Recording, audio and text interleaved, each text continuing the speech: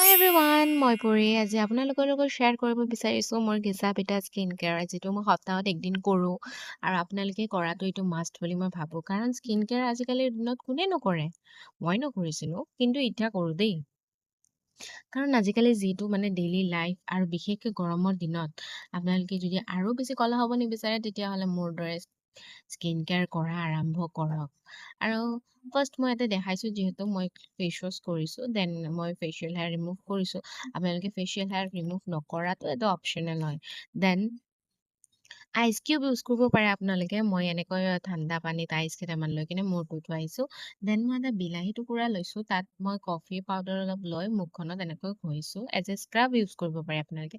নহয় বা আপোনালোকে কি কয় এইটো চুগাৰ পাউডাৰ ইউজ কৰিব পাৰে। তাৰপাছত মই ইয়াতে এটা ফেচ মাস্ক বনাইছোঁ যিটোত মই বেচন, দৈ, হানি, কফি লৈছোঁ।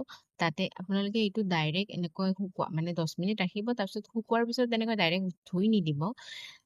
ঘঁহি মানে অলপমান এৰাব লাগে।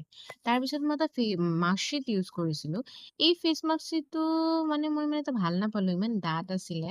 তাৰপিছত মই অকমান ফেচত মাছাজ কৰিলোঁ, যিটো মেণ্ডেটৰী হয়, আপোনালোকে কৰিব লাগে। ফেচৰ কাৰণে বহুত ভাল থেৰাপি।